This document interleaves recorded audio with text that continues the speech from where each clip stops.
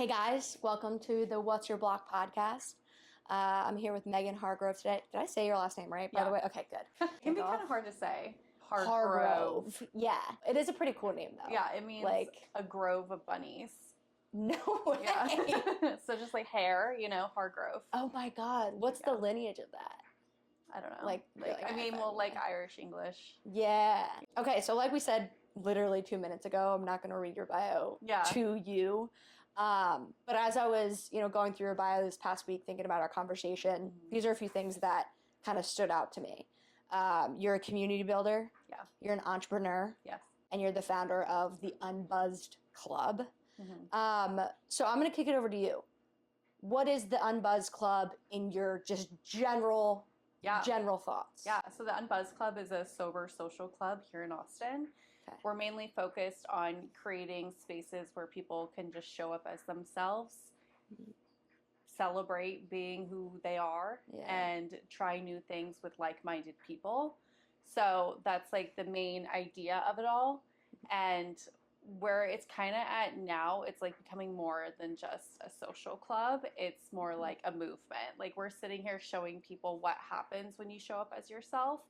And that's kind of like what is sparking the interest. People are like, okay, like if this group of people can show up, no substances, make real friendships, like I could do that too. I want to be a part of that. Mm-hmm. So that's kind of what the Unbuzzed Club is. What do you think the biggest misconception that people have about sober people is? Yeah. So it's funny because when I was drinking, and I've been sober for 2 years now. Okay. So when I was drinking, I used to think when someone would tell me that they didn't drink, like, oh, they're not fun. Like, oh, okay, that means that they don't have a good time. Yeah. But like in the reality, I was projecting, right? Mm. And so what I've learned now when I first got sober, a lot of people said to me, okay, what about your social life? And I was like, what do you mean? Like, I didn't even think about it. But then over the past 2 years, I was like, oh, shoot. Like, there isn't really anything for people who are getting sober from alcohol and trying to adapt into this new life. Mm-hmm. So for me, it was very much like there's this empty space and I need to fill in this gap, even if it's just for me and for other people. So yeah, I created it really just out of like, there needs to be something here. There are plenty of platforms and resources for people who are trying to get sober, but there isn't really anything for people who are trying to socialize sober. It reminds me of I come from an AA family, like big AA background. I think there's 4 out of the 6 of us are sober. Mm-hmm. And one of the big things that growing up I would hear is you're sober, but you're not in recovery. Right. And the difference between those two being like, well, it's kind of like white knuckling it versus this is an identity change. Yeah. I'm really curious. Have you ever, before these past 2 years where you were sober, have you ever tried to quit and it didn't work? Honestly, no. And really? Yeah, I say that because I enjoyed drinking a lot just because it numbed out, right? Like the things that, like, I'm very sensitive to everything. I have a very sensitive nervous system. So like if lighting is off, if sound is too much. And I realized that I wasn't just drinking because I enjoyed it. I was drinking because it was kind of numbing out all of those weird things that I felt. So I felt like I could actually operate as a human. Wow. But I wasn't addressing like what those actual issues are. I think it's really important to hear stories that are outside of the whole, like, I was drinking every day. Yeah. I couldn't function without it. Yeah. And it sounds like it was something that it was more like a medication for you. I mean, and that's what it was. And it was, I always told myself I was never going to drink to like numb anything out but that's just like what it became over time, especially during COVID when it just kind of was normalized to drink a lot. So like I didn't actually see that I had a problem, but I could, put down a bottle of wine each night and show up to work. Like, realizing now I was like, oh, I was just a functional alcoholic. Got it. But yeah, everyone's path with sobriety is different. For me, it was like I just didn't feel like it was serving me anymore. And I knew that it was holding me back. So for me, it was very much like a decision. And I was already a little bit sober curious over the last few years before I decided to get sober. I actually read a book called Quit Like a Woman. And that was kind of like the start of it for me. And I ended up being like the DD a little bit more. And, you know, like I kind of realized I didn't have to drink all the time. But I had identified so much as like the party girl, the fun girl, the girl who can play all the beer games, who can outdrink anyone. So yeah, but I took a lot of time to, I mean, I really did isolate myself a lot. I ended up moving to Mexico City because I left LA and I was like, you know what, like let's go see what else is out there, you know? And when I was there, I mean, I was alone. You know, and that was the first time I was really alone, and I was like, "Holy shit! I think I have a problem." I think this is a lot harder than I thought. Yeah, and you know, and so I took time. I mean, I didn't get sober right away then, but I was drinking, and I was like, "Why am I like sitting with this bottle of wine? Like, this isn't to me." Like, I feel like it's holding me back. Like, I always knew that I was meant to be doing a lot more, but I felt like I was unhappy with my circumstances. I didn't know where I was going in life. So I saw a bottle of wine as like comfort. Yeah. And I could numb out all those feelings. And that's why a lot of people drink. So for me, when I decided to stop drinking, it really was just a decision. Like, you know what? It's no longer serving me. It's holding me back. What if I just never drink again? And that's what happened. Those are like the 6, I'm counting in my head, the 7 magical words. Yeah. Like, what if I just never drank again? Yeah. Like what could happen? What's the worst that could happen? Yeah. Wow, I love that. What's the worst that could happen if I never drank again? Yeah. What did you think the worst was that could happen? What was the answer to that question? I was like, what if I lose my friends? What if I lose sense of who I am? Which is kind of like sad to say, but like that was the truth because again, I did identify as like that girl. But then I realized, oh my gosh, like my friends love me for me. They love me for who Megan is, you know, and I need to find her. You know, they see her, but like, how do I find her? How do I love her? So that's kind of like where my thought process was at. I am so happy that you just said that and that you answered that question because, and for everyone who's listening on this, ask yourself that question actually right now. I don't care if you love drinking and you want to drink for the rest of your life, or if you are also kind of like where Megan and I were at too, we were like, this isn't great. Doesn't matter. What was it again? What's the worst that could happen if I never drank again? And actually answer it. You could lose all your friends. Yeah. You could, I don't know, lose your family maybe. You could lose your job. Let's say if you're in sales and you have to take people out, like all of those things. At least give yourself the opportunity to actually answer that question, because then I guess the next question is it worth it? Right? Like, is it worth those things? And for you, it sounds like you decided it's not like this new potential landscape is actually exploring this is more worth it than the potentiality of XYZ. Yeah. And I've said, and I say this a lot in a lot of things, a lot of decisions I've made in my life is like, I knew what life was going to be like if I continued to drink, right? So like I knew the expectations. I was going to be hungover. I was going to continue to gain weight. I was going to continue to numb out all the pain, right? But I'd rather had taken the risk to try something new and like try to heal and get sober and see that life could have all these possibilities, right? All these things that I would never even think of. I'd rather take that risk than know what was going to come. If that makes sense. It makes perfect sense. And let's stay there. Let's say there's somebody who felt the same exact way. They decide to quit. Yeah. And then they're 2 months in and they're still struggling. And that curiosity of the what if is now very, very dim. Yeah. What do you say to them in that moment? What I would say is, honestly, it does all start with you. So if you're kind of dipping down, that's when you really need to sit with yourself and be like, what do I want? Where do I want to go from here? Because you're going to have a lot of moments of doubt and a lot of loneliness.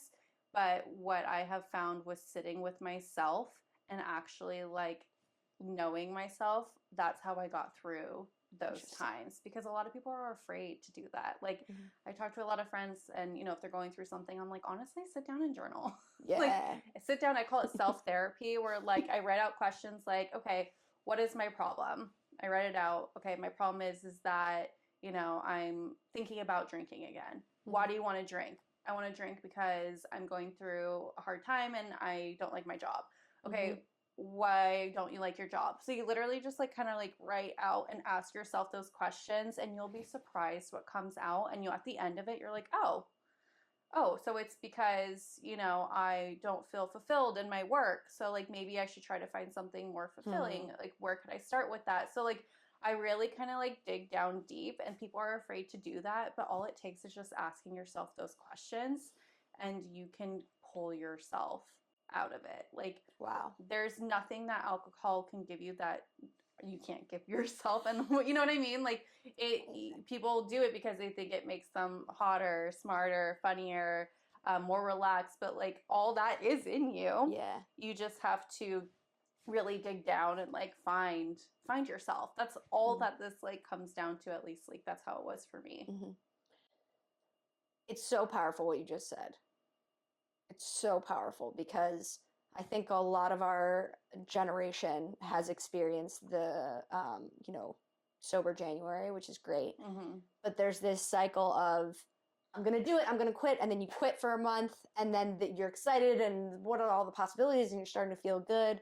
But then that moment hits, which is exactly what you just said, where it's like, well, it would be kind of nice, like if I did have a drink, you know, or like it wasn't so bad. And so what you're saying really is that it's like when you have those moments where it starts to get hard, it's not the end. Correct. You actually just need to keep going. Yeah, you have to keep going. And like a lot of times, like I have gone through a lot the last couple of years. I've taken so many risks. I lost a lot of people. I've gained people. Like I have gone through some of the hardest moments of my life, and I got through every single day without alcohol. And I think about that all the time. I'm like, wow, like I can do anything actually. Like, and it's because I asked myself those questions. I didn't ignore it. Like I really wanted to heal. I wanted to get better because I knew that life, there was so much that like I wanted to do in this life, and alcohol was just going to hold me back. What do you think your life would look like if Unbuzzed Club didn't exist? Honestly, I don't know. And it's funny because I created the Unbuzzed Club because I just felt like I didn't have my people here in Austin. And I really yearned for community. Yeah. And I was like, God, there has to be people here that feel this way.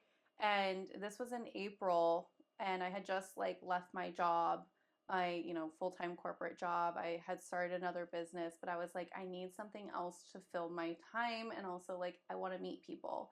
And I was sitting there talking to my friend, texting her, being like, complaining.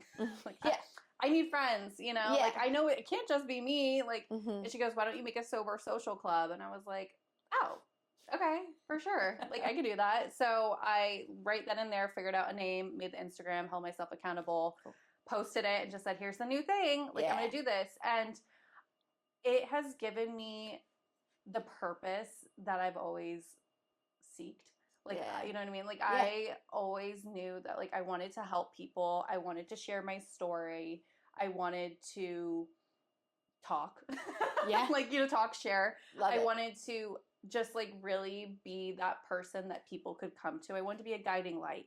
And I always knew that I was going to. I just didn't know how I was going to get there. And so the Unbuzzed Club really is just genuinely like a blessing. It's giving me the opportunity to do all these things. And if you would have told me 2 years ago or 2.5 years ago, I'd have been like, give me a shot of tequila. What are you talking about? Like, a sober social club? No, that couldn't be me.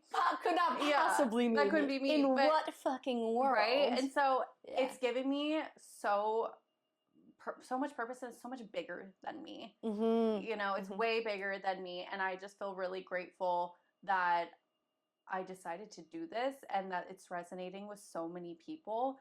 And I have like 28% reoccurring people that come to the events. And I just started doing this end of May.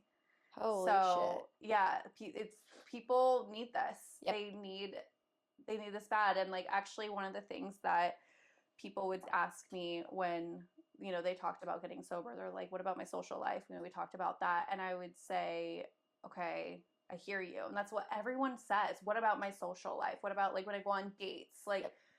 and so that is, if that's the one thing that's keeping you from getting sober, like there is a way to get through that. And I'm creating something that just wasn't there for a lot of people. And I'm hoping that, you know, it expands and inspires and shows people, you know, what is possible. And I think Austin is the perfect place for it. It's very alcohol heavy, but there are so many people that are so over it. And, you know, I'm seeing it as kind of like the hub for people getting sober. And like, there's so much to do here. And we're kind of showing people like the potential of what your sober social life could look like and how it can be exciting. So I really think like, I don't think I could have done this in a better place. I don't think I could have done this at a better time. Without a doubt. Yeah. And it truly was a blessing in disguise. I literally moved here because of the social sober scene. Yeah. Like, dead serious. That I quit a little over a year ago, and once I moved home while I was like, you know, sober, moved back in with my parents, I was like, okay, it's either Denver or Austin, you know? Yeah. And I could not agree with you more. It's literally such a hub. What was one of the wildest or most unexpected things or moments that had happened at an Unbuzzed event? Honestly, the reaction and like just the thing that people said to me when I had the launch party, I had people coming up to me and they're like, oh my God, like you're doing this amazing thing, like you're changing lives. And I was just sitting there like, oh, like I literally went into this head first having no idea what the hell I'm doing. I just had an idea and like knew what was missing from other social clubs and events. And to have people come up to me and like just sit there and tell me their story and how like, yes, this is what they're missing and they're so excited that this is here. I just couldn't believe it because I was like, oh my God, like I was right. Yeah. You know, it was the validation. Was right. Yeah, it was the validation that I needed. I needed to know that, yeah, this was something that people needed. And so I think that was, to me, shocking but validating at the same time, for sure. Oh, hell yeah. So do people like, has anyone like hooked up at an event? Not at an event, but like from it or like. So we've had a sober singles dating event. We're having another one at the end of this month. Okay. And I do it with a matchmaker. Her name is Michelle. Matchmaker? Yeah. She's known in Austin for doing bingo. And oh my God. Yeah, and so we wanted to do a sober dating one, and she uses this app. I can't remember the name of it, but it's some sort of app that she had used, and we filled out like a questionnaire when we were all there, and it would tell you who your most compatible match was in the room. And so a few of those people, we had a 100% match and a 95% match, and those people, I believe I know for sure 2 people went on dates. Oh so my they did go on dates. God. Yeah. And then I have sober socials now, which are, you know, that was kind of like my first time. I had this idea where I was like, what if we all just like grouped people together at tables and had a topic to discuss, right? Really all people want to do is just talk and like really get to know each other. And so I had people fill out a questionnaire and ask them what kind of topics you're interested in. Do you want to get deep? Do you want to get light? Like, what do you want to do? And I grouped them together based off of that. And then they had their 3 rounds, right? Yeah. And I did see a couple leave. And I was like, oh my God, because like you think about it like this way, like the dating apps, you're going in there with the mindset of like, okay, I'm going to go on a date with this person, or I'm trying to find a person to date. And it kind of puts that pressure on you already. Like when you go on that date with that person, it's like, okay, if they're not perfect, if they're not what I'm looking for, like forget it, you know? Totally. But this, you're going into with the mindset of I'm here to make human connection. Yes. Right? It's about connection. I'm here to connect with people. I'm not even anticipating that I'm going to like find the one. Yep. And you never know what you're going to find when you show up that way, and just kind of reframe, you know, your mindset. Things are happening, and it's just, it's cool because we're putting them in a space where they feel comfortable and there's no pressure. This like makes all the sense in the world because I feel like we're at this apex of like everyone's tired of drinking. Yep. But at the same time, everyone, doesn't want to give up their social life. Right. And so you're giving people this opportunity, and you're honestly putting structure around it, which is like what we fucking need right now. Have you ever had a night when you've been like, fuck yeah, I could really use a drink? Of course. Yeah. I mean, like, I'll say in the beginning, the first year for me was the most challenging, and it probably is like this for most people.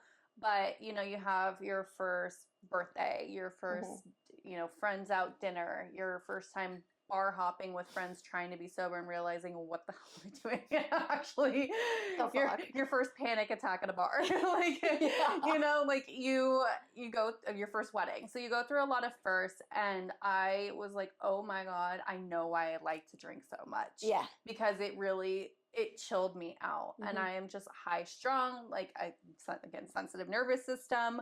And I just like struggled in that way. So that's why I isolated so much, because I was like, I don't know how to function. I don't know how to be. Wow. Like, how do I, so that's why I always say, like, it comes back to me, right? I have to get to know myself, because I kind of threw myself into this world completely stripped of the identity that I had. And now I'm supposed to like show up and just like sip my sparkling water and like not be the fun party girl anymore. Oh God, that's so good. That's so fucking good. Because that's exactly the trajectory that a lot of people go on. Yeah. It's like, I'm done with this alcohol thing. I quit. Then you isolate and you're like, I am going to bed at 9 o'clock every night and blah, blah, blah. And this is great. And I feel so healthy. And then your body's starving for human connection. And then you go back out and you're like, let's say Unbuzzed Club doesn't exist, and you're like, this sucks. Yeah. And then you go back to drinking again. Exactly. So the Unbuzzed Club is there for that next stage. Yeah. I mean, it's really like you're struggling, you want to go out, you want to connect with people, you want to try new things in Austin. Like, that's why you come to the Unbuzzed Club. Like, we're here because we're all sober. We're fun.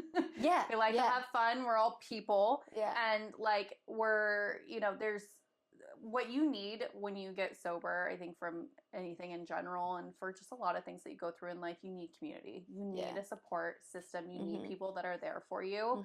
And I was very, very lucky to have a group of friends that, although they weren't sober, like, they did support everything that I was doing, because they understood. But a lot of people don't have that. A lot of people have just maybe party friends, and they're like, okay, well, she's not drinking anymore. I'm not inviting her out anymore, Yeah.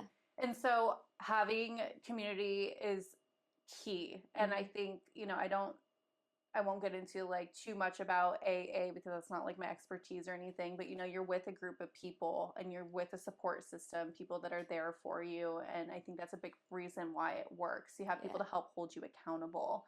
And that's something that's missing, I think, in our society, is people aren't really having to be held accountable anymore. People don't show up. People don't show up for themselves. Like, people just, I'll do it later. Like, and there's nothing anymore. I think I forget if I was talking to you about this the other day or it was someone else, but there was this meme out there or no, it wasn't a meme, it was a TikTok. And someone was talking about this whole, trend of like individualization or individualism, where it's like, no, I'm not going to go to the party because I need a night in, or I need and it's kind of, the pendulum has swung so much that people are isolating. And this girl on the TikTok, she's like, sometimes friendship is like showing up to your friend's birthday party when you're fucking tired and you've had a tough week. Right. Sometimes it's like forcing yourself to go out when you're exhausted. Now, it doesn't mean, partying, and my mind immediately goes to like Panama City Beach, me like on day 4 of a bender in college with my sorority sisters, like, get the fuck up, we're going to the club. You know what I mean? Yeah. It's not that, but it is. Sometimes it's gonna be, you don't want to go to the party, but you go anyway. Yeah, and a lot of the times when you go, you end up leaving feeling super energized, and you're like, oh my God, I'm so glad that I went. Yeah. And like, you can always leave. You can always The hardest leave. part, and I say this a lot at our events, like, I thank people for coming, and I'm like, it's really easy not to show up. So the fact that you showed up and even came is huge, especially in this day and age. And I understand that. Like, I am one of those people where it's like, if I'm tired, if I've done a lot, like, I know, like, I would be that person to cancel. So even just by me having these events, it's like Yes. holding myself accountable because it's like I have to go. Yeah. You know, and I always end up having an amazing time. And it's because I'm with the right people also. You know, I think that when you're not with the right people or you're not in the right environment, that could play a part as to why you don't want to go, and it can really drain your energy. And I learned that very quickly when I tried to make friends in Austin. They're like, oh, let's go bar hopping. I'm like, yeah, I can still do that. You know, like I can still like be chill and go. And then I just quickly realized, oh my God, I can't. And I'd be super anxious and just felt really out of place because I was like, actually, that's not what I find fun anymore. Like I want to sit and get to know people. Like I want to go do things. I don't want to, you know, always go to a bar. So yeah. But it is hard when it's like, you're such a cool person. Like you're so fucking cool. I can just tell. And so I'm sure like I'm putting myself in your shoes, right? Like you moved to Austin from LA or maybe from Mexico City, right? And you're like, oh, I vibe with these girls. Like this, like we can go out, we can have fun. And then they're like, let's go and let's bar hop. And almost maybe a part of you wants to be like, bar hopping is cool. Like there's like drinking is cool. And I am cool. Yeah. You know? But then not being able to meet them there is such an identity fuck. Yeah. Right? And so I think it's so amazing that you were able to still, this is so cheesy, but like find and harness your like coolness. Yeah. Like, you know what I mean? As you are, which is like somebody who doesn't drink, right? Yeah. And it kind of goes back to what you said about your mission, which is to break the stigma of what it means to live alcohol-free. Break the stigma of what it means to live alcohol-free. Stigma. That's what it is. It's not about alcohol. It's not about being someone who is fun or isn't fun. It's literally just like the shit that we grew up with and all of the movies that we've watched and the things that we've consumed and like, you know, I don't know if you liked, I'm going on a tangent here, but I'm thinking of like Laguna Beach, you know, and like the OC, like the cool girls, like I want to be Lauren, I want to be Lo. Yeah. And now you're changing that stigma, like you're changing that story. Yeah. And I think it's beautiful. So, yeah, and it's a taboo thing, you know, it lands in the part of taboo, and I can't tell you how many dates when I first moved here, and I can't tell you like, of course, I go on the dating apps because, you know, we don't know how else to find people. And I just put that I didn't drink. I didn't even put that I was sober. I just said no to drinking.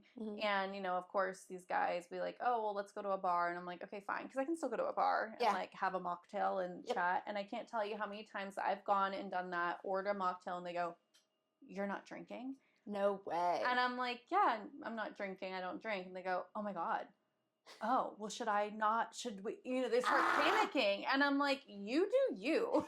Like, you can literally do whatever you want. I'm not going to judge you. I don't care. But what I know is now it's just projection because then they're saying, they're like, well, I can't get through this without a drink. How can she? Like, we already have a mismatch there. And I'm like, it's really not that deep. Like, I just I just don't want to drink. And like, I don't care if you do or you don't. Yeah. But if you are sitting there and you're freaking out over this, then maybe we should. Maybe we should talk about that. maybe you should come to an Unbuzzed Club. Yeah, maybe you should come to an Unbuzzed Club event. Like let's unpack that because. But that's so true. I came across that a lot, and some guys were really respectful and be like, oh well, then I won't drink, and I'm like, okay, cool. Or the big we can go somewhere else, and I'm like, if I had a issue with alcohol where I felt like I couldn't be around it and I would be triggered, then I wouldn't have said yes to the date. Yes. to go to the bar. So I try to explain that to them, but it'd always become a thing. It was always a thing in the beginning, and I was just like, it's really not that big of a deal. Like, I don't sit there and ask you, why are you drinking? Right. So why are you sitting here asking me, why am I sober? Like, just let it be. Have you ever found any tips or like tricks for dates when dating sober and stuff like that? Yeah, I mean, so I ended up pulling back from dating. I got off the dating apps. I also found the dating apps to be very draining and didn't feel human. I'm all about the human experience. And being on these dating apps doesn't feel human, doesn't feel right to me, because what I'm doing is I'm sitting there scrolling, looking at these guys, judging their profile. Did they put effort in? why is their haircut like that? Like, you know, like they didn't answer that prompt the way I wanted them to. Yeah. It's like we have this sense of control, and if someone doesn't even fit any part of that, we swipe left. When like reality, I could have swiped left on my future husband, right? But because I was so judgmental, I missed out on that, right? Yeah. So I just didn't feel that the dating apps were human. It didn't feel like me. I just felt like it's too judgmental. I'd rather not be on the apps and just show up as myself, put myself out there in the world, say hi to people. It's so funny. A lot of people talk about that. Like when I'm at my event or if I'm out in public, like on a walk, I say hi to everyone. Say hi to everyone. I say hi. Yes. And people are like, oh my God, like, why are you saying hi? And I'm like, because they're human. Right. We're human. And like, I'm going to acknowledge that they exist because they do. And, you know, that's how you meet people. So, does it feel good every time? It feels great. Good every time. Oh, when they don't say hi, though, I'm like... Yes. I do that when I'm on runs. Like, it feels just as good when they say hi. When they don't, I'm like, fuck, I'm running slower. Yeah, I'm like, all right, well, never mind. But yeah, no, I mean, I just think, like, dating... we need to take a few steps back. Yeah. And there's also way too many like dating advice things that actually when I started like listening to it, I was like, oh my God, you know what? This is kind of toxic. Like them saying you need to do this, you need to do that. I'm like, no, in reality, you need to check in with yourself, get to know yourself, heal those inner wounds, do your little self-therapy, and then go out and start dating. We're very much like a control, like we love control in this day and age in this society, and that's where we're losing. The more we try to control, the more we're blocked.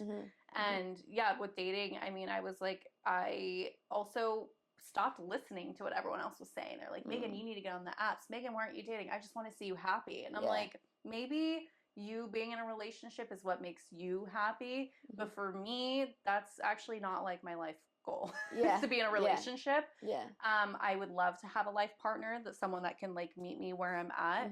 But I sit there and I'm like, oh gosh, I'm so lonely. Like, what if I die alone? I'm like, reality is we're all going to die alone. And like, I have a lot of friends and a community, and I, you know, find ways, I have hobbies, you know, like I find ways to fulfill myself, and I would love to find someone that meets me in the middle, but I'm not sitting there thinking like there's something wrong with me, that I have to be with someone to be complete, because I found completeness in my own.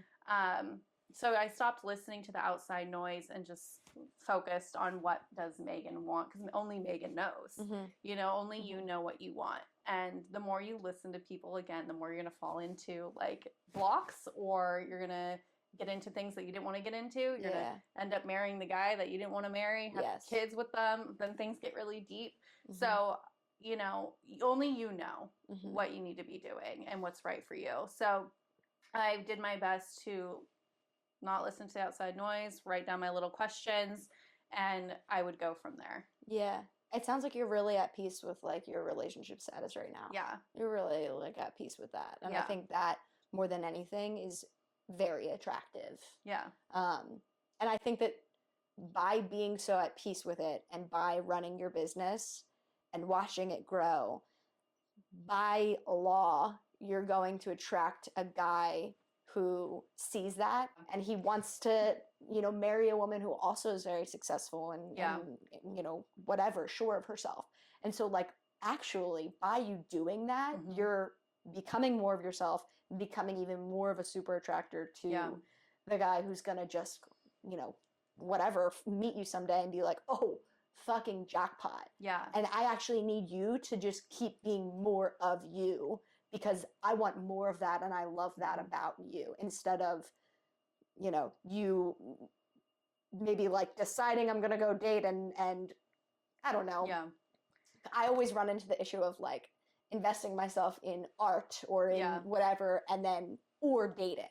When it's like, you can't, it's not about a this or that kind of thing. Yeah.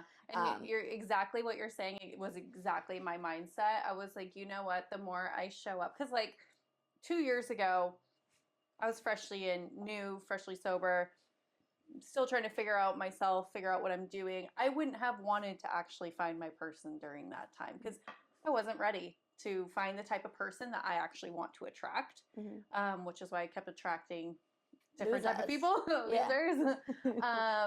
If you're watching this, Sorry. sucks. You know you are. Yeah. Yeah, of course. But yeah, so I knew that when I don't want to say when I finally get my shit together, but when I finally embodied and like really lived my truest life and focused on the things that I really love, I will eventually attract that person. If I don't, whatever, it's fine. But I felt like the more I show up as myself, the more likely someone's going to come see that light, and I'll attract the right kind of person that I'm looking for. And it's not going to be because I limited the date to 2 hours or because I, typed a certain way or waited for them to text me back. Like, they're going to appreciate me for who I am and all that I am because I love myself and I see myself. So that's kind of where my mind's at with all of that. Because we can all put on personas, right? Yeah. Of being like, oh, I'm going to be super chill and Yeah. wait 3 days to respond to him It's or her. exhausting. But what you're saying is like just being more of yourself. Just being more of yourself. More centered. Yeah. And like I found all those, like, I watch podcasts, I books, like, I was just like, what am I actually doing? And I started making even TikToks talking about my experiences and like my rules, and I was like, actually, I think this is toxic. Yeah.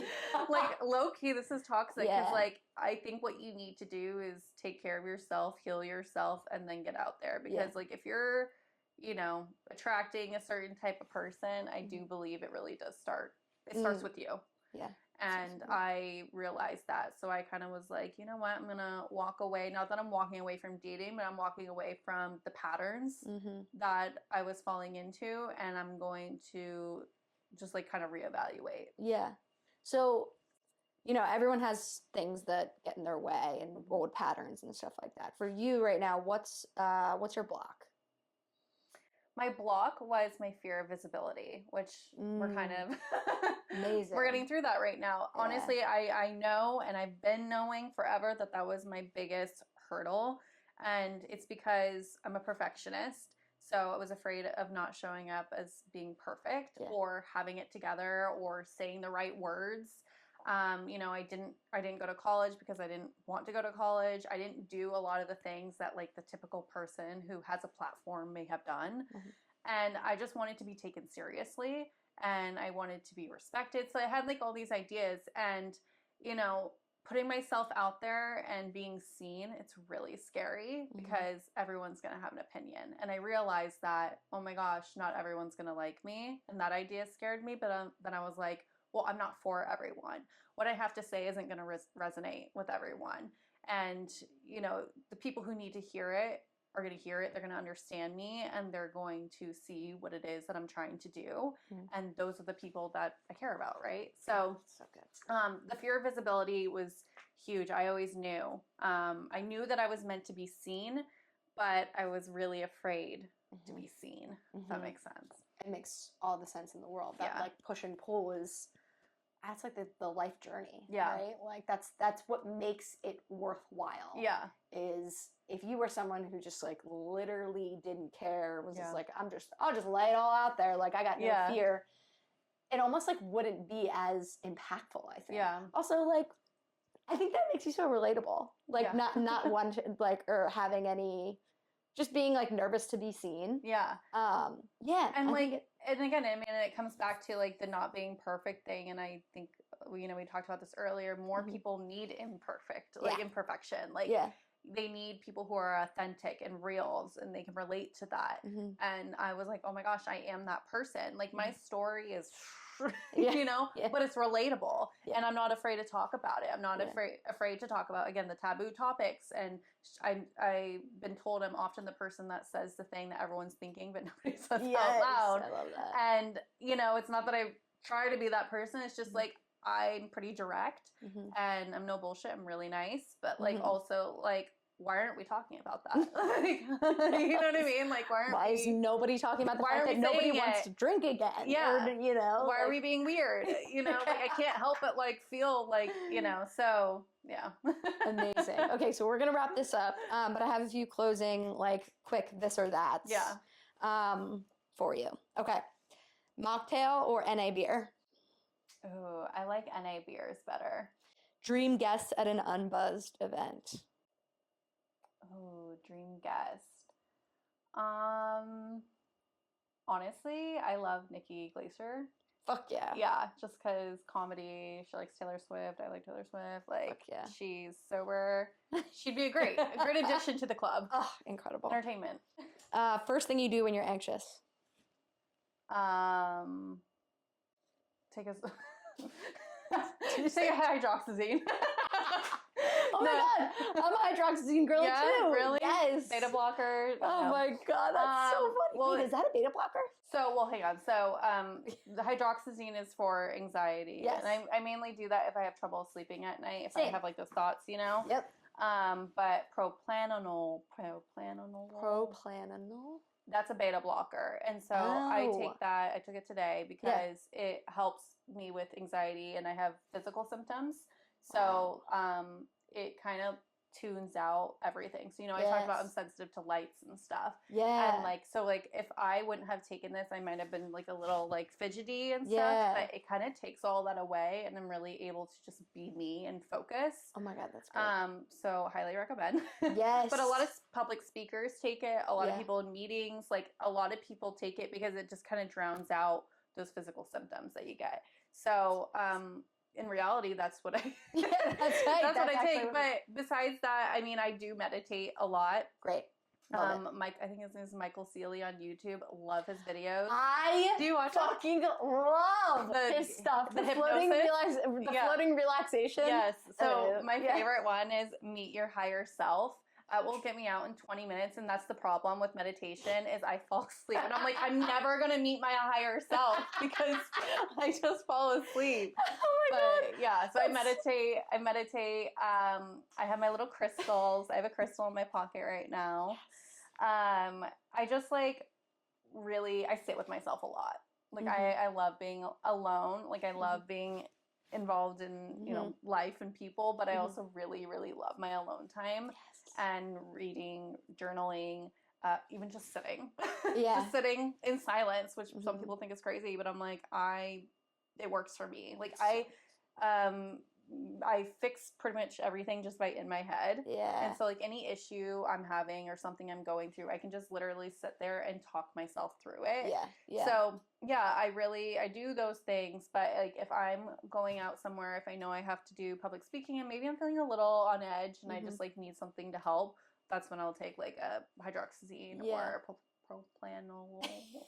A beta blocker. A beta blocker. Amazing. Those are such good tools. Yeah. Good tools. Yeah, if you need the help, get the help because I did try everything and I just realized I think I'm just one of those people that just need to be in taking medication and that's okay. Yep. And I totally support it. You don't need to suffer. Why suffer? You don't need to fucking suffer. That's one thing my therapist said to me where when I was on the fence, it was very hard for me to take anxiety meds. Yeah, me too. Very hard. And she was like, I forget what the first part of this sentence was, but she was like, I also just don't think you deserve to suffer. Yeah. And then I just like bursted on tears. I was like, all right, we're at the fucking script. Yeah, okay, I'll take it. Yeah. It's a tool.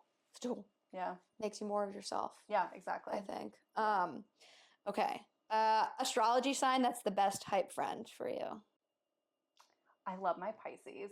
Pisces. Yeah, I am a Gemini. Okay. I love my Pisces. A lot of my best friends are Pisces. And it's so funny because, you know, they're mystic and emotional. And I'm not really emotional.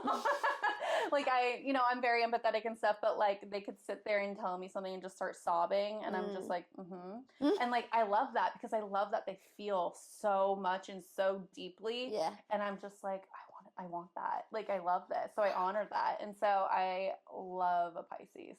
Oh my God. I'm not a Pisces. I'm a Libra, but I love a lot of my friends are similar to your astrology sign, which is like, they're kind of like, they're kind of like the oak tree. And I'm like, I don't know, the bird, I guess. Yeah. Well, like Libras and Geminis, they're the astrological match. Really? Yeah. So for a while there, I was only dating Libra men, but I was like, astrology does go much deeper than our sun sign. So I was like, we gotta read more into we gotta this chart. Figure out what's going on in here. So but yeah, we love Libras. Okay, good.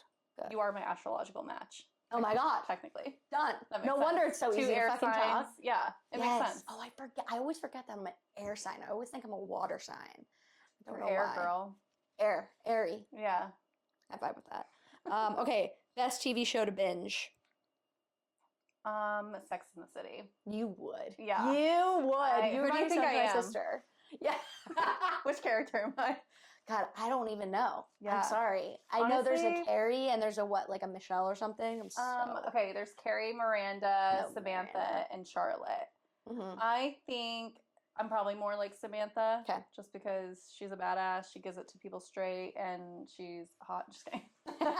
No, but you know what I Yes, mean? girl. Like, she's just like, so I definitely identify more as a Samantha. But like, I watched that show. I'm currently rewatching it because I rewatch it several times. But it's amazing how so much has not changed since the early 90s. Yeah, especially when it comes to dating and how men treat women and how women react to things. I swear, like, it's changed my life watching it in my early 20s, and I continue to rewatch it just because every time I'm like, oh my God, like, that's so relatable to what's happening still to this day. So I highly, highly recommend Sex and the City. From like a film perspective, the thing that like the movies that stand the test of time are always the ones that like my like acting teacher would be like, those are the ones to respect. Like, if you want to study a good story, you need to watch the classics from 30 years ago that people are still talking about, because that's the point. Yeah. So that sticks out to me. That's making me kind of want to watch it. Which is absolutely crazy. Everyone should watch it. Wow. I genuinely believe that. I've never heard this review before, so big fan. Big fan. It's interesting that you've never had a New York moment. Well, Being such a Sex and the City girl. Visited New York City several times. My best friends live there. I love New York City so much. I have dreams of living, Central Park, whatever. Yes. But I also am afraid that if I moved there, it would take away the magic from me, because I do love movies and stuff, and like there's so much movie magic, and I'm like, I don't want the magic to be taken away. So I'd rather visit unless, I get a penthouse. Yes. In Central Park with no rats. Fuck yeah. No rats. Cockroaches. No AC units like dripping gross water on you, which is so it's in my brain. It's just, a fantasy currently. Perfect. One thing people don't know about astrology.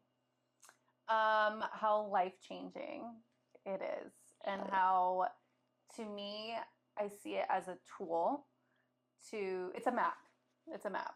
So a lot of people don't understand that your life path is written in the stars and in the sky, whatever. And that sounds super woo-woo, obviously. But there was a point in my life where I was like, what if I just did whatever it said I was supposed to be doing, or whatever my path was?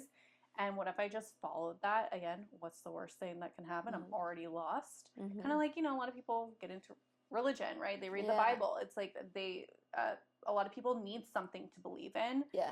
They need a map, they need a guide. And I found that astrology literally is a map. And so if I wouldn't have done that, there's no way in heck I would be where I'm at currently, because literally it was written that I was supposed to like find my spirituality and be into astrology. And to anyone who's listening, I have a stellium in my 8th house, and 8th house is like taboo, psychology, sex, like all those things, and it like totally makes sense, because like I'm that person again who's talking about all these things. So yeah, it really is a map, and it's a way to get to know yourself. And obviously I've talked about that a lot, but I think the more that you get to know yourself, the better you can interact with other people, the better you can show up for yourself at work, whatever. It all starts with you. So I think that the people who are afraid of astrology or don't want to learn it, they're not meant to in this life. It's not for them.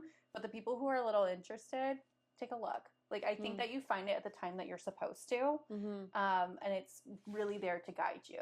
A lot of people say that they don't want to know, right? They don't want to know what's going on. But what I tell my friends when I like look at their chart and we like go through it together, I'm like, it's here to kind of help you get through this time. So if it's saying like, oh, you have a lot going on, and, watch out for people who are talking behind your back, and like they get a little fearful of that. It's like, no, like you kind of learn how to shift your energy a little bit. Like if you see that things are not happening the way you want them to, maybe you're just going through a hard time, and like reframe what you're going through. Your life isn't ending. You know, the world isn't ending, just like you're going through a tough spot. So maybe be more gentle with yourself during this time.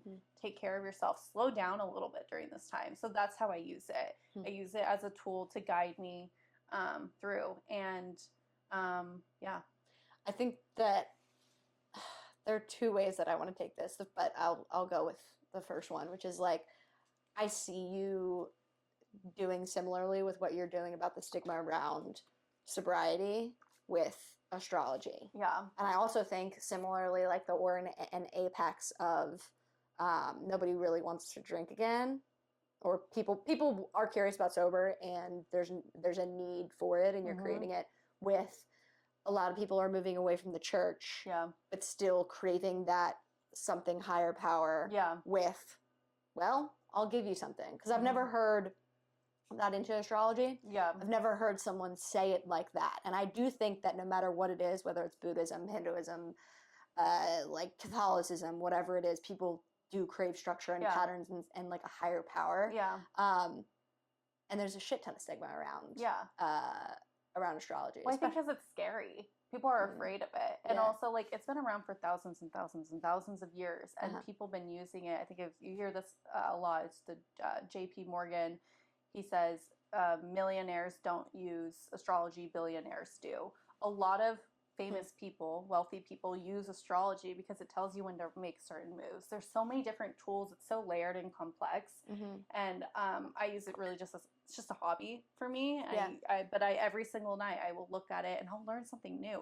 It's super, super complex. So any astrologer, like, I have so much respect for you, because there's math involved. Once I figure that out, I go, oof, I don't know. Like, I don't know if I can do this. But, you know, it's super layered and complex, but it is a tool. It's here. It's meant, the right people are going to find it. And it is just a way to get to know yourself deeper, and you'll be so, like, anyone that I've showed their birth chart to, they're like, oh my God, wait, that's accurate. You know, you'll hear people say, like, I don't identify with my sun sign, which is like your, you know, horoscope sign, but it's so much deeper than that. Got you. Yeah. God.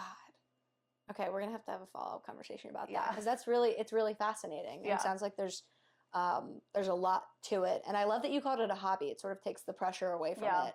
So I'm not an expert by any means. I can just speak to, you know, how I've learned how to use it, and like how I use it in my own life. I wish, could you imagine if like Catholics or super religious people identified with their original religion, like, yeah, it's a hobby of mine? Like, I feel like that the world would probably like be a better place. Yeah. It's funny, when I was younger, I actually wanted to write a book on religion, because I just found religion to be so interesting. I think it's so interesting. I was baptized Catholic, but like my parents were like, look, do whatever you want in this life. Like, live the life you want, just be kind to other people. That's all they said. Like, just do the right thing. Whatever you think is right, that's right, you know? And so when I was younger, I had gone to like youth group, and I had friends that were religious, and it never sat right with me. And it's just because I don't like being told what to do. That's the main reason. Tracks. I know we just met, but that tracks. I don't like being told what to do. But also, like, I was like, it felt a little narrow-minded. It was didn't feel realistic to me. Like, I think that there's you know, you can't say you can only go right when left is an option, you know? So like I wanted something that felt a little more freeing. And I think that religion is put in place for control. I mean, without it, who knows where some people would go. And so I think, like, when we talk about astrology and people like kind of going off the walls, hippies, like, you know, like us people, free thinkers, if you will, like, that's scary. That's scary for a lot of people who want to be in control. So that's kind of how I always saw it. Even since I was younger, I was like, well, you can't control me. Right. I can't be tamed. In the words of Miley Cyrus, I cannot be tamed. So. But I see the similarity, though, between astrology and Catholicism, right? Because, like, there's the negative side of control, but then there's also, like, the positive side of structure. Right? And how that can be... The map. And how that can actually be really freeing and very helpful.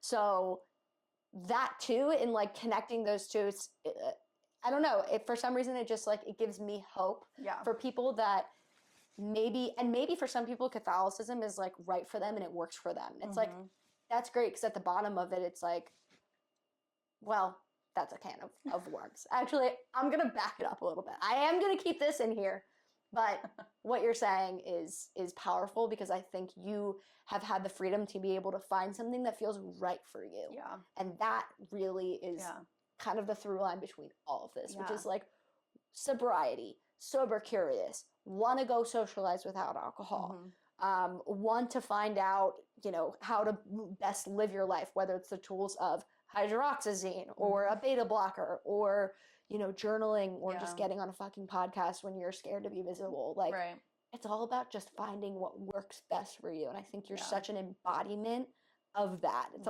it's one thing to say it, right? It's another whole thing to do it. So I just want to say, to wrap this up, like, thank you so much for being on the podcast today and for like chatting with me. You're so easy to talk to. Oh, and I know that a lot of people are really going to get a lot out of this conversation. So thank you. Yeah, no, thank you for having me. Hell yeah. Thanks for letting me yap. Of course. We love a good yap. All right. Bye, guys. Bye. Adios.